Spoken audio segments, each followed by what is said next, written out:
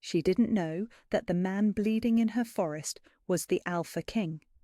She didn't know that every drop of his blood on her hands was binding them together in ways that would reshape both their worlds. She didn't know that the moment she chose to save him, she'd sealed her own fate. Maya only knew that she couldn't walk away from someone who needed help, even if every survival instinct she possessed screamed at her to run.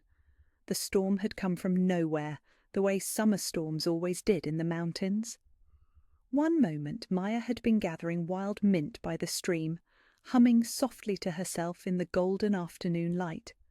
The next, the sky had torn open like a wound, unleashing torrents of rain that turned the forest floor to mud in seconds. She ran for shelter beneath the ancient oak that marked the halfway point between her cottage and the village. Lightning split the sky with violent beauty, illuminating the world in stark white snapshots. Thunder followed so close behind that she felt it in her bones, a rolling percussion that made her teeth ache. That's when she saw him. A massive figure lay crumpled near the riverbank, dark clothes sodden with rain and something else. Something that gleamed black in the lightning flashes. Maya's breath caught in her throat. Blood, so much blood that the rain couldn't wash it away fast enough. Her grandmother's voice echoed in her memory, sharp with decades of hard-won wisdom. "Trust no stranger, child. The forest keeps its secrets, and some of them have teeth." But Maya had never been good at following that particular piece of advice. It was what had gotten her family killed, some said. Her father's too quick trust in the wrong wolves, her mother's inability to see betrayal coming until the claws were already at her throat. Maya pressed her back against the oak's rough bark, watching the stranger through the rain. He wasn't moving. Whatever had hurt him had done it thoroughly. She should leave, walk away, let the forest claim another lost soul, and keep herself safe in the process. Instead, she found herself stepping out from beneath the oak's protection. The man was even larger than the lightning had made him appear, tall enough that his feet hung off the fallen log where he'd collapsed, broad enough that her cottage would feel cramped with him inside it. His dark hair was matted with rain and blood, and his clothes were torn in ways that suggested claws rather than steel. Maya knelt beside him, her healer's instincts overriding her caution. She pressed her fingers to his throat, searching for a pulse. His skin was fever-warm despite the cold rain, and something in her chest pulled tight when she touched him. Not fear, something else, something that felt dangerously like recognition. His pulse was strong but fast, racing like he was still running from whatever had torn him open. 3 parallel gashes ran from his left shoulder to his ribs, deep enough that she could see the white gleam of bone beneath the torn flesh. Claw marks, definitely claw marks. But what could have done this to someone his size? Maya glanced around the empty forest, suddenly aware of how alone they were, how vulnerable, if whatever had hurt him was still out there. The stranger's hand twitched, fingers curling against the muddy ground. He mumbled something under his breath, words too low for her to catch over the storm's fury. But the sound sent another one of those strange jolts through her chest, warm and urgent and impossible to ignore. She couldn't leave him. Whatever the smart choice was, whatever her grandmother would have counselled, Maya knew she couldn't walk away from him, not when he was hurt, not when something deep in her bones was singing with the rightness of being near him. Getting him to her cottage was like trying to move a mountain. The man was solid muscle beneath his torn clothes, heavy in a way that defied his unconscious state. Maya had to stop and rest 3 times during the quarter-mile trek, her lungs burning and her back screaming in protest. But she managed it. Somehow. With a determination that surprised her and strength she didn't know she possessed. By the time she wrestled him through her front door, her small cottage felt different, changed. The space that had always been hers alone now seemed to hum with new energy, charged like the air before lightning struck. Maya lit every candle she owned, filling the main room with warm, flickering light. The stranger looked even more imposing, spread across her grandmother's quilt, his dark presence a stark contrast to the cottage's gentle feminine touches. He dwarfed her furniture, made her space feel suddenly fragile and small, but not unsafe. That was the strange part. Despite his size, despite not knowing anything about him, Maya felt safer with him unconscious on her couch than she had in months of living alone. She fetched her grandmother's medicine kit from its place beside the hearth. The wooden box held generations of healing knowledge, hand-ground herbs, needle and thread, bottles of tinctures whose recipes had been passed down through her mother's line. Maya's fingers trembled slightly as she opened it. She'd treated plenty of injuries over the years, but nothing like this. Nothing this severe. The stranger's shirt was ruined, fabric torn beyond salvaging. Maya cut it away with her grandmother's sharp sewing scissors, trying not to notice the way the candlelight played across his skin. He was built like a warrior, all hard planes and defined muscle, with scars that spoke of old battles and new dangers. The claw marks were worse than she'd thought. 3 parallel gouges that started just below his collarbone and traced a path down his left side, disappearing beneath the waistband of his dark pants. They were clean, at least. Whatever had done this had razor-sharp claws. Maya cleaned the wounds with boiled water and her grandmother's strongest antiseptic, a tincture that smelled of pine and something sharper. The stranger didn't wake, but his breathing deepened when she touched him, and she could have sworn she felt his body relax beneath her hands. Her own hands tingled strangely where they made contact with his skin. Not unpleasant, exactly. More like the moment before lightning struck, when the air itself seemed alive with possibility. Maya worked by candlelight, stitching the deeper cuts with careful, even strokes. Her grandmother had taught her to sew flesh the same way she'd taught her to mend cloth, with patience, precision, and respect for the task at hand. Healing is sacred work, the old woman had always said. Never forget that you hold someone's pain in your hands. The stranger's pain felt heavier than most. It clung to him like a second skin, old hurts layered beneath the fresh wounds. Maya found herself smoothing her thumb along the unmarked skin near his shoulder, offering what comfort she could without understanding why she felt compelled to try. When she finished with the stitching, she wrapped his torso in clean linen bandages, trying not to notice how her cottage smelled different now, like pine and rain and something wild that made her pulse quicken, like safety and danger all wrapped up together. Maya settled into the chair beside the couch, a cup of chamomile tea cooling in her hands as she watched the stranger sleep. His face was striking in the candlelight, all sharp angles and strong bones. There was something almost familiar about him, though she was certain they'd never met. She would have remembered someone like him.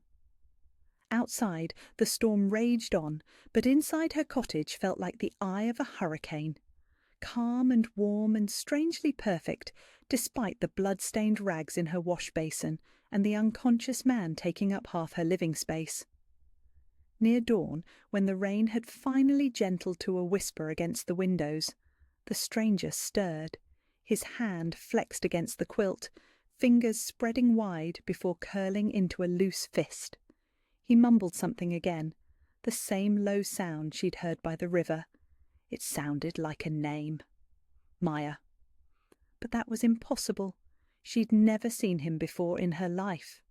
And yet, hearing her name from his lips sent warmth cascading through her chest, settling deep in her bones like she was finally, truly home. Maya woke to the sensation of being watched. The morning sun streamed through her cottage windows, painting everything in soft gold, but her attention fixed immediately on the stranger. He was awake, propped up on one elbow, despite what had to be considerable pain, watching her with eyes the colour of amber, warmed by firelight. Those eyes were startling in their intensity, ancient in a way that didn't match the strong lines of his face.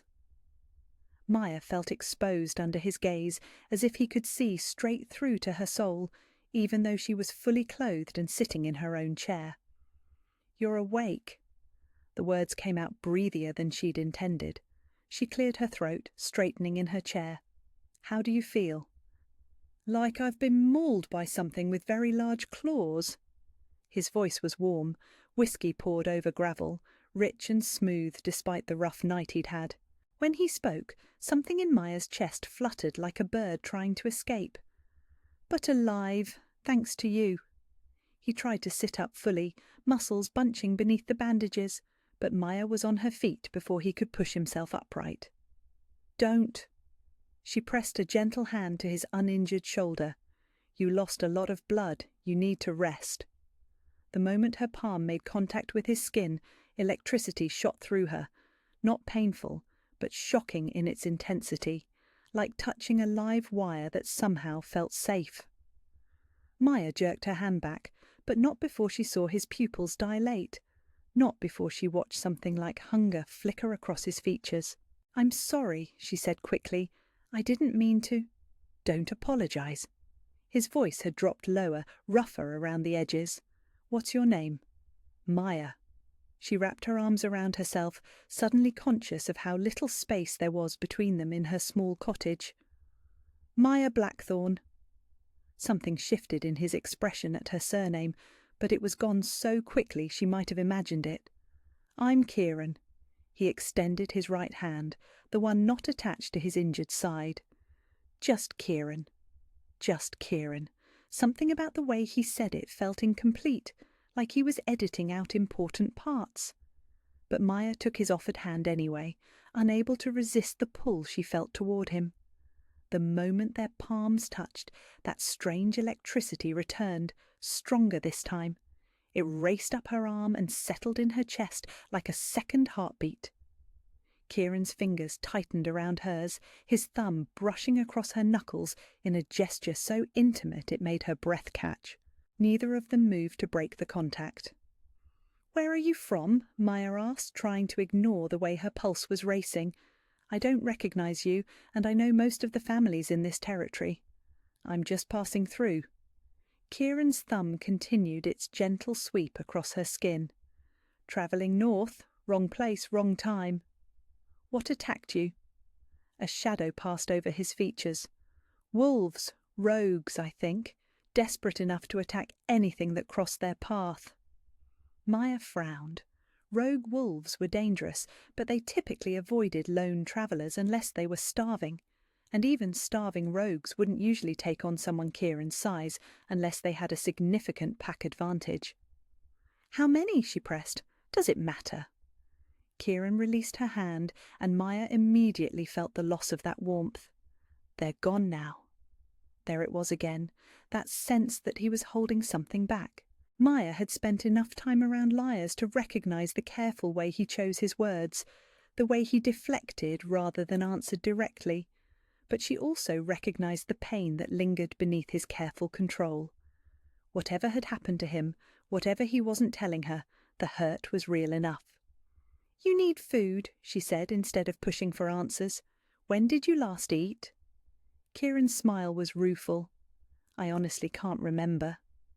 Maya bustled around her small kitchen, grateful for something to do with her hands. She heated leftover soup from the night before, thick with vegetables and herbs from her garden.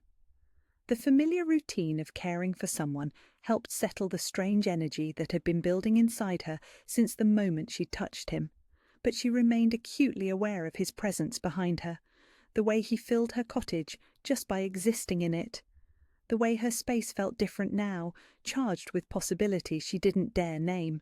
"This is too much," Kieran said when she brought him the bowl of soup and fresh bread. "You've already done more than enough." "It's just food." Maya settled back into her chair, watching as he ate with careful, deliberate movements. Everything about him spoke of controlled power, even injured and half-dressed on her grandmother's old couch. Nothing is just anything when it comes from kindness. Kieran met her eyes over the spoon, especially not from a stranger. "You're not exactly a stranger anymore," Maya said softly. "I've seen you bleed. I've sewn your skin back together. That changes things." Something in Kieran's expression shifted, becoming more intense. "Does it?" The question hung between them, loaded with implications Maya wasn't ready to explore.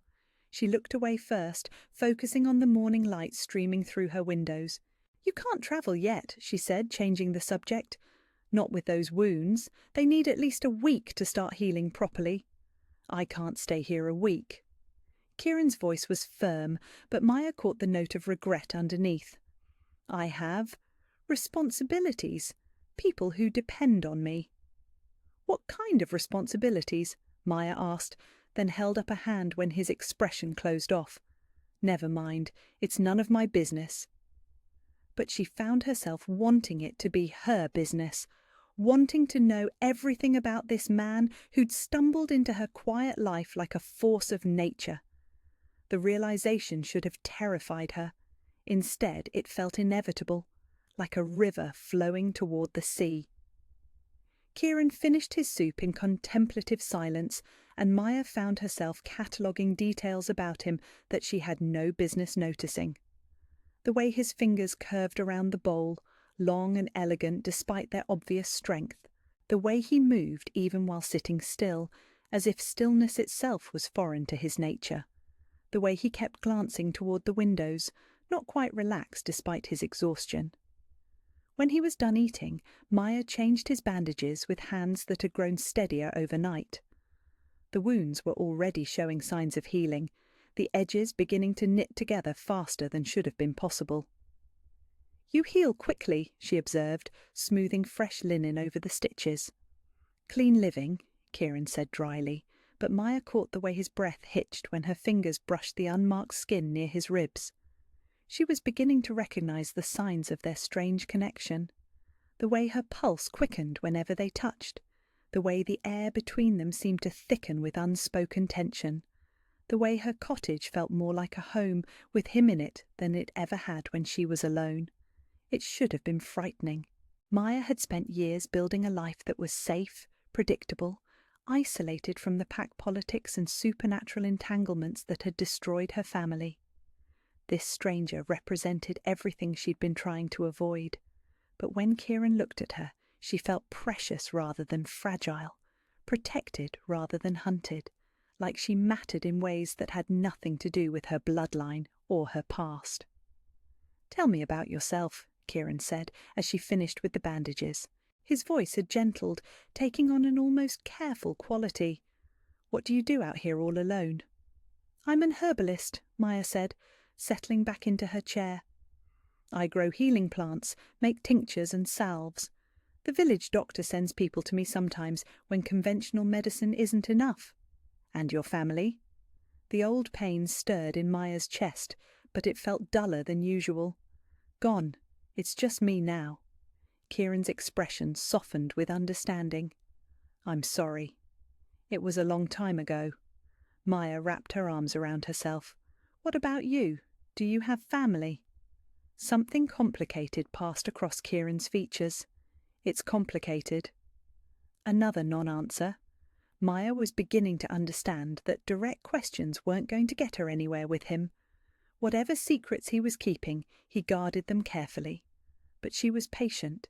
Healing had taught her the value of patience, of waiting for the right moment, of letting things unfold in their own time. As the morning stretched toward afternoon, they fell into an easy rhythm. Kieran dozed intermittently, his body still recovering from the trauma. Maya tended her garden, prepared meals, organized her medicine cabinet. Normal domestic tasks that felt different with him in her space. Every so often, she'd catch him watching her move around the cottage, his amber eyes tracking her movements with an intensity that made her skin feel warm. When their eyes met across the small space, something electric would pass between them, thick with promise and possibility. By evening, as Maya lit the oil lamps against the gathering darkness, she realized that something fundamental had shifted inside her. The cottage that had been her sanctuary for so long now felt incomplete when she imagined it empty. Her careful, solitary life suddenly seemed hollow compared to the warm presence filling her living space. Kieran was dangerous to her peace of mind in ways that had nothing to do with his mysterious past or the violence that had brought him to her door. He was dangerous because he made her want things she'd convinced herself she could live without. and from the way he looked at her in the lamplight, she suspected the feeling was mutual. Maya hated leaving Kieran alone, but they were running low on supplies, and the village market only opened 3 days a week. She'd already put off the trip for 2 days, watching him grow stronger while telling herself she was being cautious. The truth was simpler and more dangerous. She didn't want to leave him. "I'll be back before dark," she promised, adjusting the basket on her arm for the 3rd time. "Don't push yourself too hard while I'm gone." Kieran looked up from where he sat by the window, reading one of her grandmother's old journals. He'd insisted on getting dressed that morning, despite Maya's protests about his still healing wounds. The simple cotton shirt she'd found in her father's old trunk fit him like it had been tailored for his broad frame, making him look less like an injured stranger and more like he belonged in her cottage. The thought sent a flutter of dangerous warmth through her chest. "I'll be fine," he said, but something in his voice made her pause at the door. "Maya?" She turned back, caught by the careful way he said her name. "Be careful in the village." There was an edge to his words that hadn't been there moments before, a tension that made the fine hairs on her arms stand up. When she looked at him more closely, she saw the way his shoulders had gone rigid, the way his eyes had sharpened with something that looked almost like alarm. "Is there something I should be worried about?" Maya asked. Kieran's expression smoothed over so quickly she might have imagined the change. "Just trust your instincts. If something feels wrong, leave." Another non-answer, another careful deflection. But this time Maya caught the genuine concern underneath his evasive words. Whatever Kieran was hiding, he was worried about her safety. The realization should have frightened her. Instead, it sent another one of those treacherous waves of warmth through her chest. The walk to the village took her through the heart of the forest, along paths she'd walked since childhood. Maya let her mind wander as she moved, cataloguing the changes in her life over the past few days. The cottage that had been her sanctuary now felt empty without Kieran's presence. Her carefully ordered existence had been turned upside down, and instead of resenting the disruption, she found herself craving more of it. She was so lost in thought that she almost missed the way the other villagers looked at her when she reached the market square. Mrs. Chen, who usually greeted Maya with warm smiles and questions about her latest herbal remedies, glanced away quickly when their eyes met. Tom Baxter, the butcher's son, actually stepped behind his father's stall when he saw her approaching. It was old Mrs. Hartwell who finally spoke up, her voice sharp with the kind of curiosity that never led anywhere good. "Maya, dear, is it true you've got a stranger staying with you?" The question cut through the market's usual chatter like a blade. Maya felt the weight of 24 stares settling on her shoulders, some curious, others calculating, a few downright suspicious. "He was injured," Maya said carefully. "I'm helping him recover." "Injured how?" Mrs. Hartwell pressed. "Tom's boy saw tracks near your place, big ones, said they looked like wolf prints, but larger than any wolf he's ever seen." Maya's heart picked up speed. If people were already talking, already suspicious, then Kieran was right to be worried about her safety. Small communities thrived on gossip, and gossip had a way of growing more dangerous with each retelling. "I found him by the river after the storm," Maya said, keeping her voice level. "He'd been mauled by something. I did what anyone would do." "Anyone with sense would have brought him to town," grumbled Marcus Webb, the miller's husband. "Let Doc Patterson take a look at him. Safer for everyone that way." There were murmurs of agreement from the gathered crowd, and Maya felt the familiar sensation of being judged, found wanting. It was the same look she'd gotten after her parents' deaths, when people whispered that the Blackthorn line carried bad luck. That tragedy followed them like a curse. She finished her shopping quickly, buying only what she absolutely needed, but she could feel eyes tracking her every movement. By the time she left the village, her shoulders were tight with tension, and her mind was racing with worry. What if they decided Kieran was a threat? What if they came to investigate? Her cottage was remote enough that she'd have warning, but not much. And Kieran was still recovering, still weak despite his improving condition. Maya was so focused on her churning thoughts that she didn't notice the three men until they stepped out of the tree line directly ahead of her. They were strangers, rough around the edges in a way that spoke of hard living and harder choices. The largest of them, a man with scarred hands and cold eyes, smiled when he saw her. It wasn't a pleasant expression. "Well, well," he said, his voice carrying the hint of an accent she couldn't place. "Look what we found wandering all alone in the big dark woods." Maya's grip tightened on her market basket, every instinct screaming danger. These weren't villagers, weren't travellers. The way they moved, the way they'd positioned themselves to block her path, spoke of predators who'd found their prey. "Excuse me," she said, trying to step around them. "I need to get home." The scarred man moved to block her, his smile widening. "Oh, but we were hoping you could help us with something. See, we're looking for someone. Big fellow, dark hair, probably bleeding when you found him." Maya's blood turned to ice. They were looking for Kieran. "I don't know what you're talking about," she said, proud of how steady her voice remained. The second man, lean and wiry with a nervous energy, laughed. "Sure you don't, sweetheart. That's why you smell like him. That's why his scent is all over you like a claiming mark." Claiming mark. The phrase sent a jolt of recognition through Maya's mind, though she couldn't quite place why. These men weren't just looking for Kieran. They knew what he was, what he meant.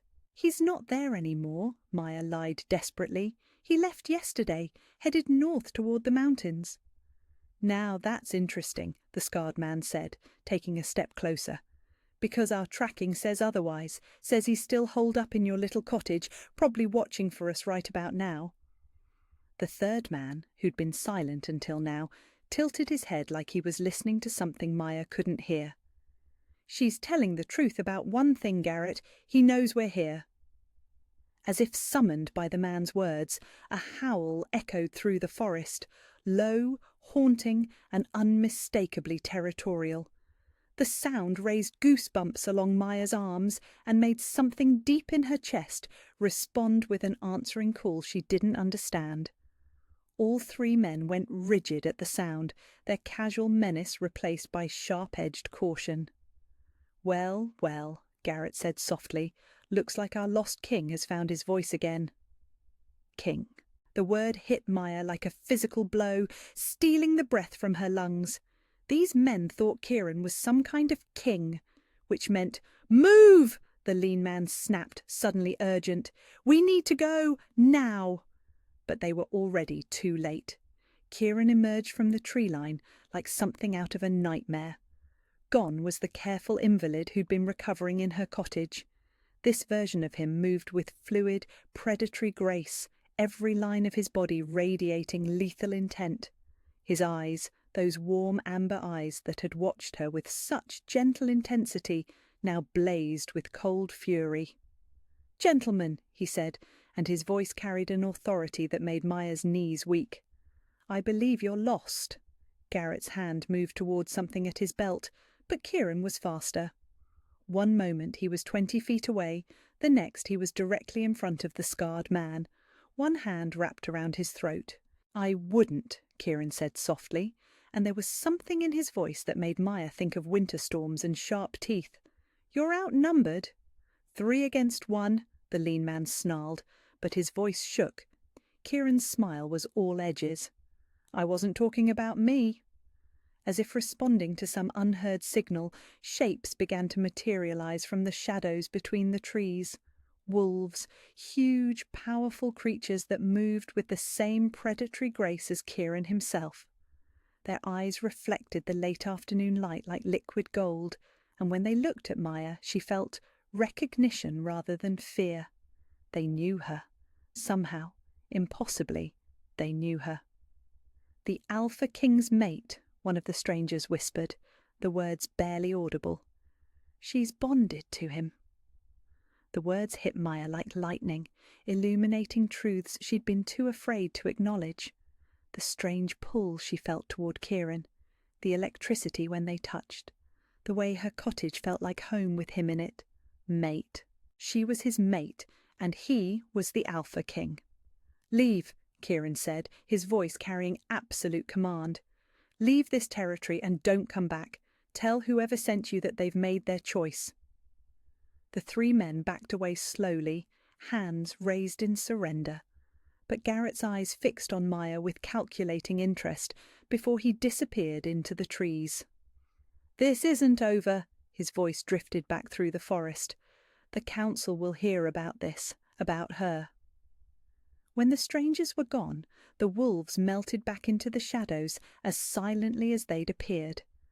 Maya stood frozen in place, her mind reeling with the magnitude of what she'd just learned. Kieran turned to her, and she saw the exact moment he realized how much she now knew. His expression cracked, revealing vulnerability beneath the authority. "Maya," he started, but she held up a hand to stop him. "Don't," she said, her voice barely steady. "Don't say anything, not yet." She needed time to process, to understand, to figure out how the injured stranger she'd been falling for was actually the Alpha King, and what that meant for both of them. But even as confusion and hurt warred in her chest, she couldn't deny the way her heart had soared when she'd heard those wolves call her his mate. Couldn't ignore the rightness of it, even as her world tilted on its axis. The walk back to the cottage passed in loaded silence, both of them lost in their own thoughts.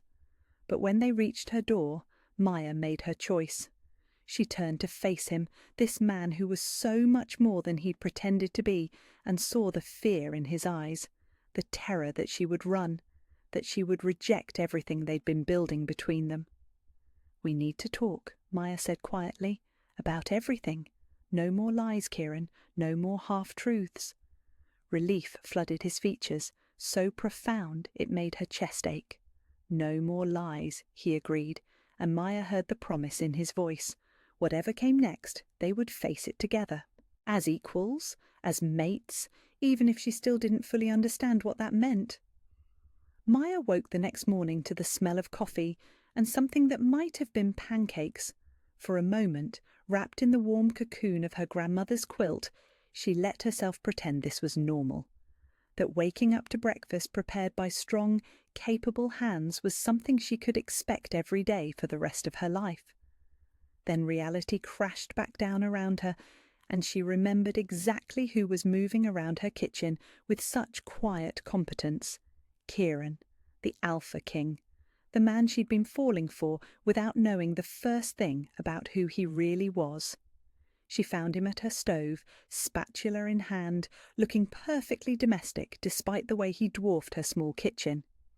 He'd found her father's old clothes again, and seeing him in the simple cotton shirt and worn pants did something dangerous to her equilibrium, made it easy to forget that he commanded armies of wolves, that people called him Your Majesty, that her quiet life was about to be turned completely upside down.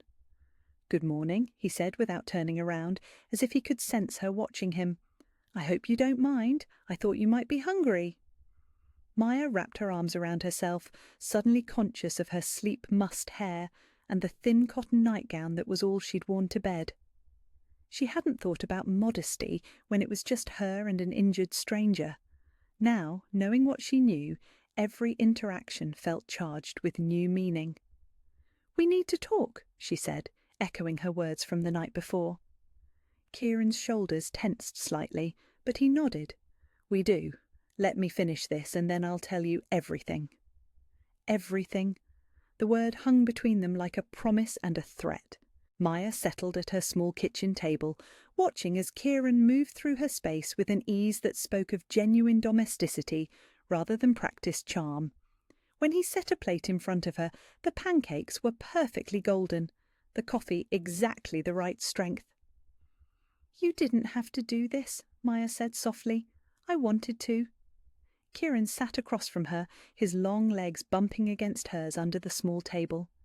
"It might be the last normal morning we have for a while." The words sent a chill through Maya's chest. "What do you mean?" Kieran was quiet for a long moment, staring down at his untouched coffee. When he finally looked up, his amber eyes were full of the kind of pain that came from carrying too much weight for too long. "My name is Kieran Blackwood," he began, and Maya's fork clattered against her plate. Blackwood, one of the most powerful alpha bloodlines in North America. I am the Alpha King of the Northern Territories, and 3 days ago, members of my own council tried to have me killed. Maya's breath caught in her throat. Your own people? Some of them. Kieran's voice was carefully controlled, but she could hear the hurt underneath. There's been dissent in the council for months, questions about my leadership, my choices.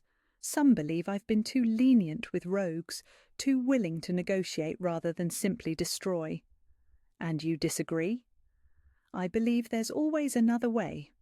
Kieran's hands curled into fists on the table. Violence should be a last resort, not a first response. But that philosophy has made me enemies among my own kind. Maya set down her fork, appetite forgotten.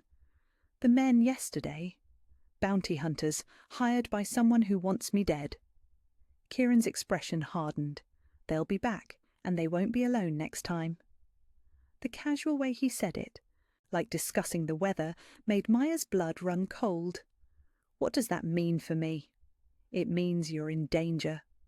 Kieran reached across the table, covering her hands with his.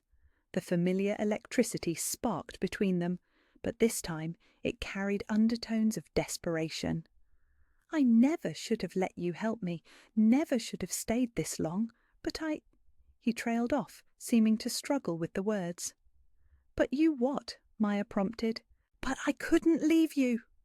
The admission seemed torn from somewhere deep in his chest. From the moment you touched me, from the first time I heard your voice, every instinct I possess has been screaming at me to stay, to protect you, to make you mine. Maya's heart stuttered in her chest. The mate bond. Kieran nodded, his thumbs stroking over her knuckles. You're my true mate, Maya, my other half. I've been searching for you my entire life without even knowing it. But I'm nobody, Maya whispered. I'm just a healer living in the woods. I don't have any pack affiliations, any bloodline connections. I'm not... She gestured helplessly. I'm not queen material. The words seemed to hit Kieran like a physical blow. He was out of his chair in an instant, kneeling beside hers, his hands framing her face with infinite gentleness. Listen to me, he said, his voice fierce with conviction. You are everything. You're brilliant and compassionate and brave enough to save a stranger's life without knowing what it might cost you. You're powerful in ways that have nothing to do with bloodlines or politics. Maya felt tears prick at her eyes. Kieran, I know I lied to you, he continued, his thumbs brushing away the moisture that had started to fall. I know I put you in danger by staying here, but I need you to understand that everything between us, everything you felt, it was real, the most real thing in my life. Maya searched his face, looking for any trace of deception, but all she saw was raw honesty, the kind of vulnerability that could only exist between mates. I felt it too, she whispered, from the beginning, this pull toward you that didn't make sense, like I'd been waiting my whole life for you to walk into it. Kieran's smile was radiant, transforming his face from merely handsome to devastatingly beautiful. The bond recognizes what our hearts already knew. He leaned forward, and Maya met him halfway. Their first kiss was soft, tentative, a question and an answer all wrapped up together. But when Maya's arms wound around his neck, when she made a small sound of contentment against his lips, the gentleness transformed into something hungrier. Kieran's hands tangled in her hair, tilting her head to deepen the kiss. Maya had never experienced anything like the rightness of being in his arms, the way every cell in her body seemed to sing with recognition and want. This was what the bond had been building toward, this perfect moment of connection, and... A howl shattered the morning air, urgent and warning. Kieran was on his feet instantly, every line of his body going taut with alertness. The domestic man who'd made her pancakes vanished, replaced by the predator she'd glimpsed the day before. They're here, he said grimly, earlier than I expected. Maya's heart hammered against her ribs. How many? Too many. Kieran moved to the window, peering out through the curtains. At least a dozen, maybe more. They've surrounded the cottage. Fear clawed at Maya's throat, but underneath it was something else. Something that felt like molten steel flowing through her veins. These people were threatening her mate, her home, everything she just realized she wanted to protect. "What do we do?" she asked, proud of how steady her voice remained. Kieran turned back to her, and for a moment she saw all his careful control slip, saw the terror in his eyes at the thought of losing her. "You run," he said. "There's a root cellar behind the cottage, hidden by the herb garden. You hide there until this is over." "Absolutely not." Maya stood, planting herself squarely in front of him. "I'm not leaving you to face this alone." "Maya, please." Kieran's hands settled on her shoulders, his grip almost desperate. "I can't fight them if I'm worried about protecting you. I need to know you're safe. And I need to know you're not going to get yourself killed being noble." Maya reached up, cupping his face the way he'd done for her. "We're mates, right? That means we face things together." Something shifted in Kieran's expression, pride mixing with fear and love. Together. The front door exploded inward before either of them could say another word. Men poured through the opening, armed and dangerous and moving with military precision. Maya recognized Garrett from the day before, but the others were strangers. Hard-faced men who looked like they'd never met a problem they couldn't solve with violence. "Your Majesty," Garrett said mockingly, sketching a bow that dripped with sarcasm. "So nice to see you again." Kieran stepped protectively in front of Maya, his presence suddenly filling the small cottage with undeniable authority. "Garrett, I see the council is sending better help these days. Better funded, anyway." Garrett's eyes flicked to Maya, cold and calculating. "Though I have to say I'm disappointed. When we heard the great Alpha King had found his mate, we expected someone a bit more impressive." Rage flared in Maya's chest, hot and fierce. But before she could respond, Kieran moved. The transformation was instantaneous and terrifying. One moment he was standing beside her in her father's old clothes. The next, he was something else entirely. Bigger, more dangerous, radiating power that made the air itself seem to vibrate with threat. "You will not," he said, and his voice carried the weight of absolute command. "Speak to her that way." Garrett laughed, but Maya caught the nervous edge underneath. "Still got some fight in you, old man? Good. This would be boring otherwise." The battle that followed was like nothing Maya had ever imagined. Kieran moved like liquid violence, faster and stronger than should have been possible. But he was outnumbered, and some of the men were clearly more than human themselves. Maya pressed herself against the kitchen wall, watching in horror as the cottage her family had built was destroyed around them. Furniture splintered, windows shattered. The careful life she'd constructed in this place crumbled with every thrown punch and desperate dodge. When one of the attackers got past Kieran's guard, landing a blow that sent him stumbling, Maya felt something snap inside her chest. "Enough!" she shouted, and power rolled out from her in waves. Every man in the cottage froze, caught in the grip of something ancient and undeniable. Maya felt the energy flowing through her, felt connections she'd never known existed suddenly blazing to life. She was connected to every growing thing in her forest, every wolf in Kieran's pack, every breath of wind and drop of rain in her territory. She was Luna, alpha female, mate to the king, and power in her own right. "You will leave," she said, and her voice carried echoes of storms and growing things and the deep magic that slept in the earth itself. "You will leave this place and never return, and you will tell whoever sent you that the Northern Territories are under my protection now." Garrett tried to speak, tried to move, but the power held him fast. Maya could see the terror in his eyes as he realized exactly what she was, what she'd always been, waiting for the right moment to awaken.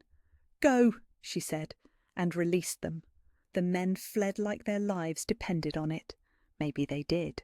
When they were gone, Maya turned to find Kieran watching her with wonder and pride and love so fierce it took her breath away.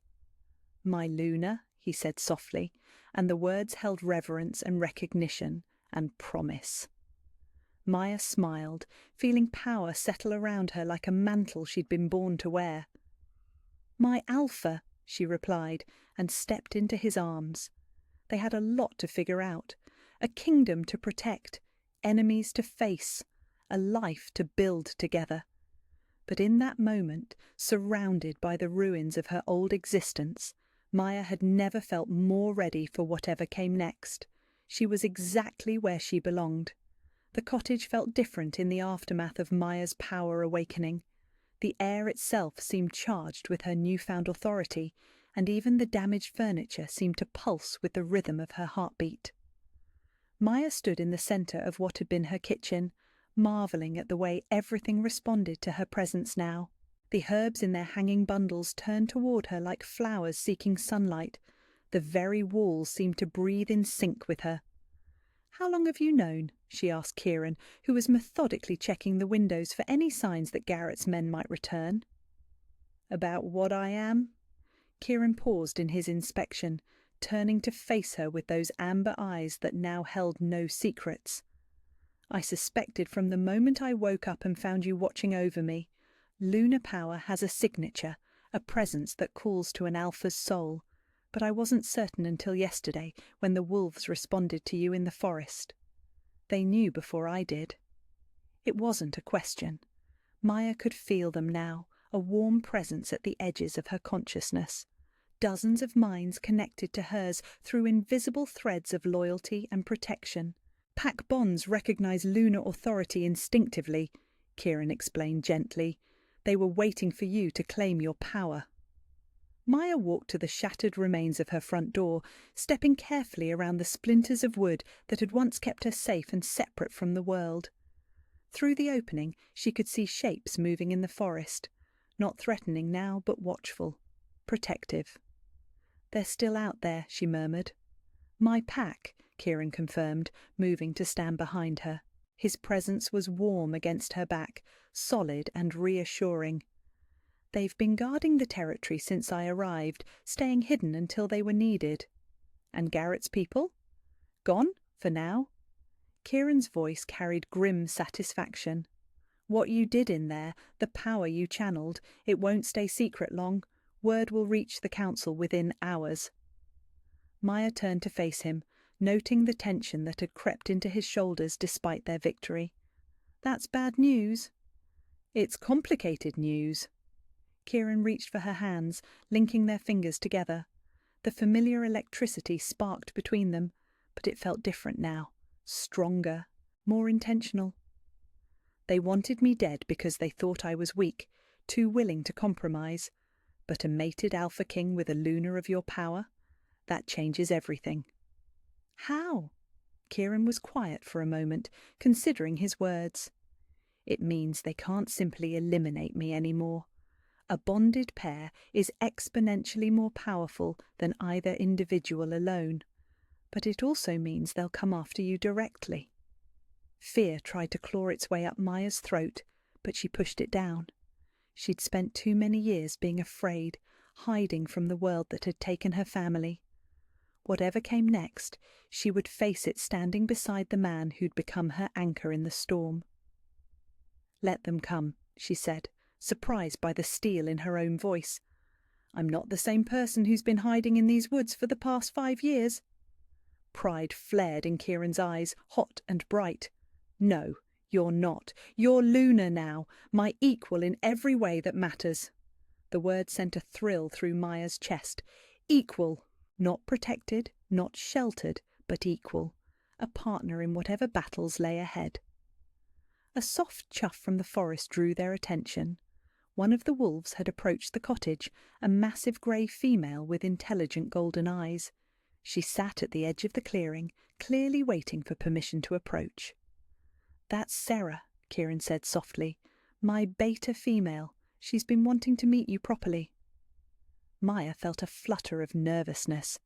Meeting Kieran's pack felt like a momentous step, a formal acknowledgement of her new role. But the nervousness was overwhelmed by curiosity and something that felt surprisingly like longing.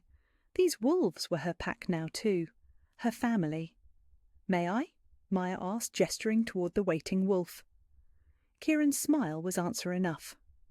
Maya walked slowly towards Sarah, conscious of the dozen other pairs of eyes watching from the shadows. The beta female remained perfectly still as Maya approached, but her tail gave the slightest twitch that Maya instinctively understood as a good sign. When she was close enough to touch, Maya extended her hand, palm up. Sarah sniffed delicately, then pressed her massive head into Maya's palm with a rumbling sound that was almost like a purr. The moment their skin made contact, Maya felt the pack bond snap into place, not just with Sarah, but with every wolf hidden in her forest. She gasped as dozens of minds brushed against hers, offering loyalty, protection, and welcome. The sensation was overwhelming and wonderful and absolutely right.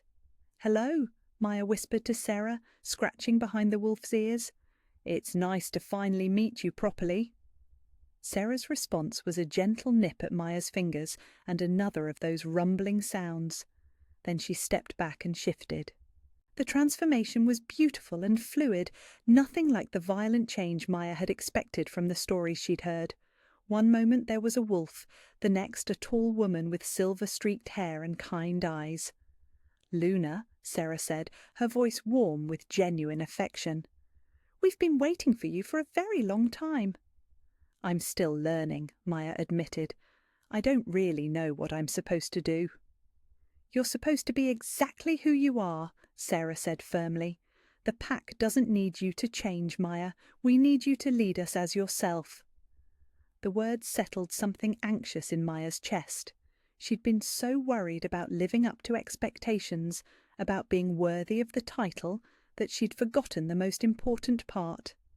She was Luna because of who she was, not in spite of it. More wolves began to approach, shifting to human form as they drew near. Maya met them one by one, feeling the pack bonds strengthen with each introduction. There was Marcus, the head scout who'd been tracking Garrett's movements. Elena, the pack healer who immediately began fussing over Kieran's still tender wounds. James, the youngest member of Kieran's inner circle, who looked at Maya with something approaching awe.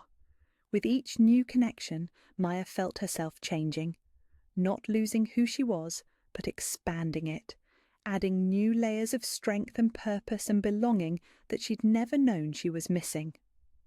"The council will demand a formal presentation," Sarah told Kieran as the pack settled around them in Maya's clearing. "They'll want to see your Luna to test her power for themselves." "Over my dead body," Kieran growled, authority crackling in his voice. "Actually," Maya said quietly, surprising herself, "I think we should go." Every eye in the clearing fixed on her, but Maya kept her gaze on Kieran.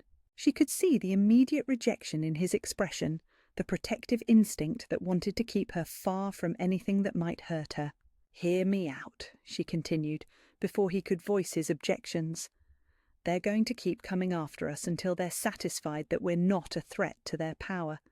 But if we go to them, if we show them that we're strong together, maybe we can end this without more bloodshed. Maya," Kieran said carefully, "the council isn't known for their mercy. They see you as a liability, someone who makes me harder to control. They'll try to break you. Let them try." Maya felt power humming under her skin, warm and steady and absolutely certain. "I'm not some delicate flower who needs protecting anymore, Kieran. I'm your Luna, your equal, and maybe it's time the council learned what that really means." Sarah made a sound that might have been approval. "She's right, Alpha. Running will only delay the inevitable. But if we go to them on our terms, show them a united front."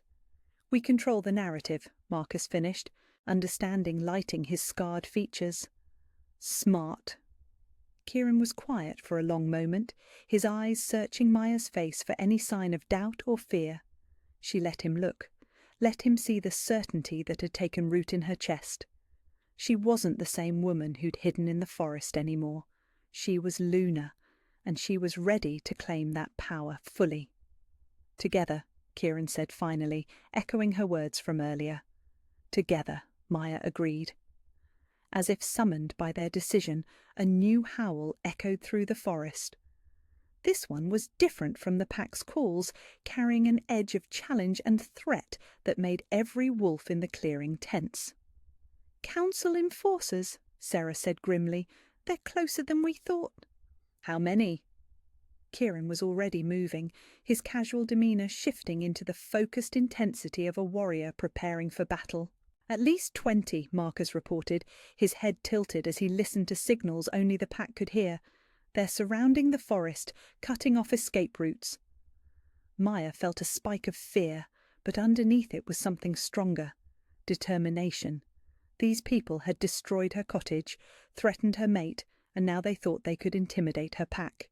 They were about to learn exactly how wrong they were. "Good," Maya said, surprising everyone, including herself. "Let them come. It's time we had this conversation face to face." Kieran's grin was sharp and proud. "That's my Luna." The enforcers emerged from the tree line like smoke given form, dressed in dark tactical gear and moving with the precision of a military unit. At their head was a woman Maya didn't recognise, tall and elegant with silver hair and eyes like winter frost. "Councilwoman Thorne," Kieran said, inclining his head in the barest gesture of respect. "To what do we owe the pleasure?" "You know why we're here, Kieran." The woman's voice was cultured, carrying the kind of authority that came from generations of inherited power.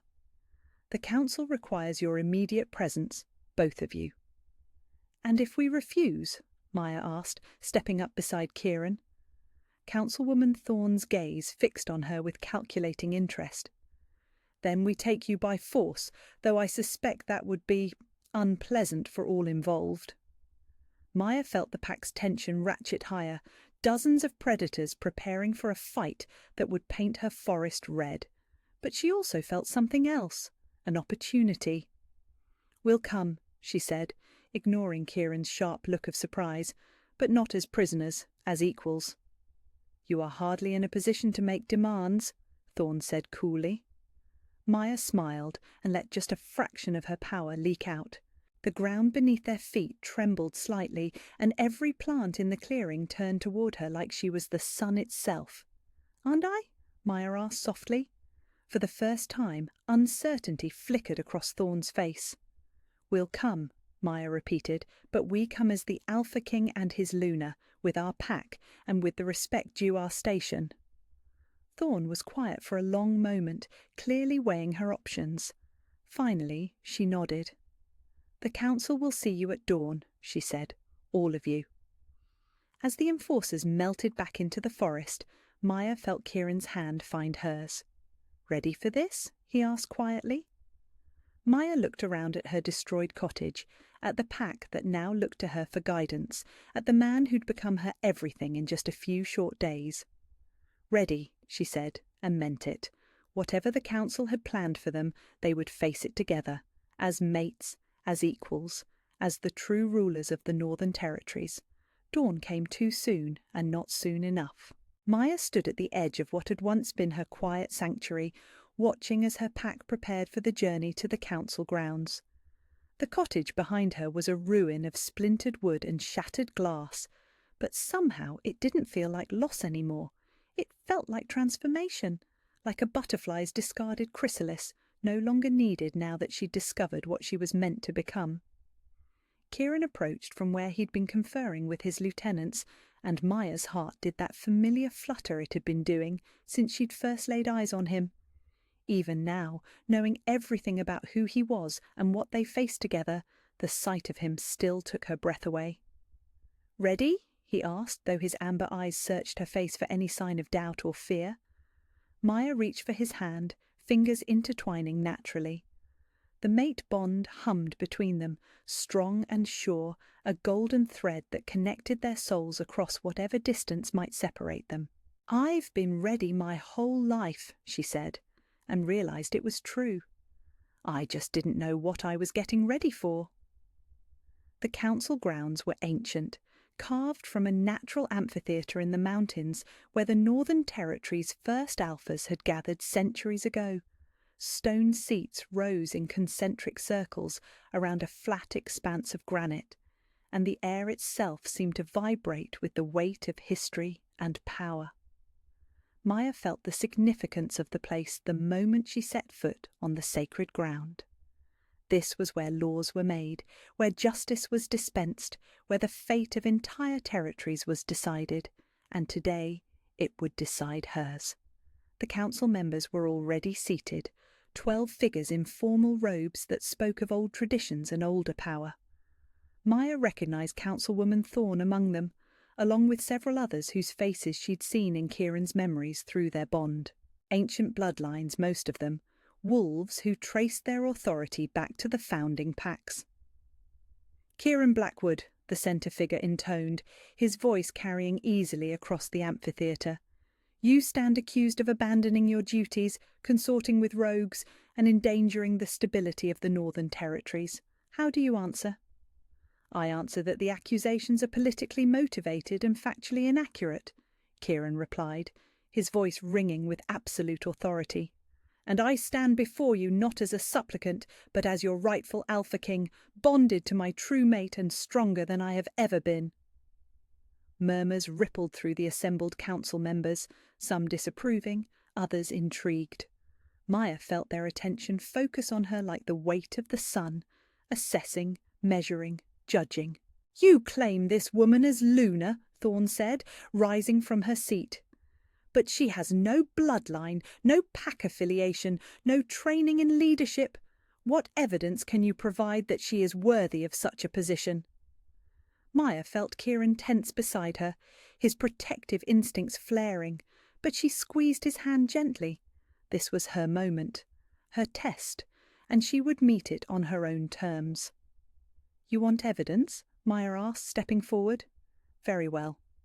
She released Kieran's hand and walked to the centre of the amphitheatre, feeling every eye in the place tracking her movement.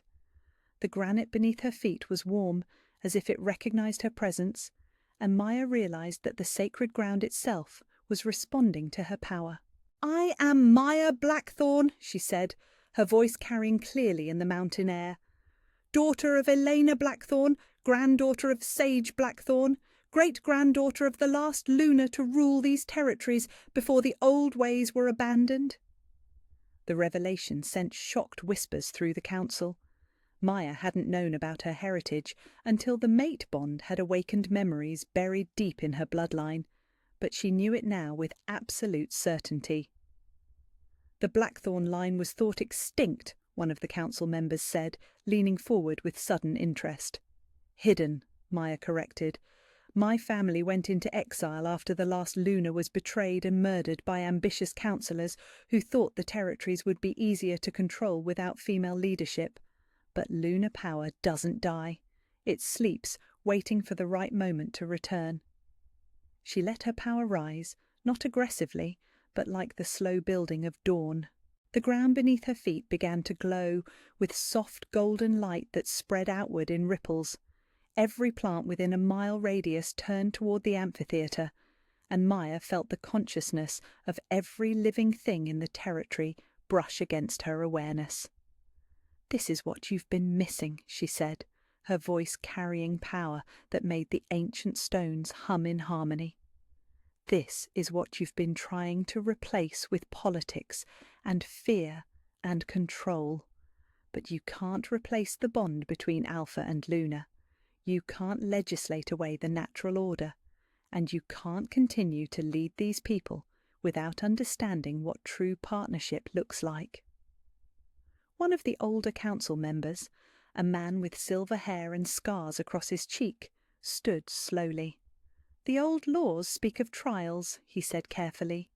"Tests of worthiness for those who would claim lunar status." "Then test me," Maya said simply. What followed was unlike anything Maya could have imagined. The trials weren't physical challenges or demonstrations of power. They were deeper than that. Tests of wisdom, compassion, judgment. She was presented with scenarios that had no clear right answers, forced to make decisions that would affect the lives of thousands. a pack torn apart by internal strife, a territorial dispute that threatened to escalate into war, a rogue alpha seeking sanctuary for his followers. Each challenge built on the last, growing more complex, more nuanced, requiring not just power, but understanding of what it meant to truly lead. Maya answered each challenge not as a politician or a warrior, but as herself.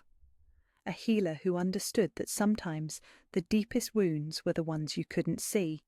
A woman who'd known loss and isolation and the courage it took to choose hope anyway. A Luna who understood that strength meant knowing when to fight and when to find another way. When the last trial was completed, silence fell over the amphitheatre. Maya stood in the centre of the sacred ground, power still glowing softly around her, and waited for their judgment. The scarred council member who'd suggested the trials was the first to stand, then another, then another. One by one, the entire council rose in recognition of what she'd proven. Luna, Thorn said formally, and there was genuine respect in her voice. The council recognizes your authority and welcomes your return to leadership. Maya felt something settle in her chest, a sense of rightness and completion that she'd been missing her entire life. But when she turned to look at Kieran, when she saw the pride and love blazing in his amber eyes, she knew that this was only the beginning. "Together," she said, extending her hand to him. "Together," he agreed, taking her hand and letting their combined power wash over the assembly. The formal bonding ceremony that followed was a blur of ancient words and older magic.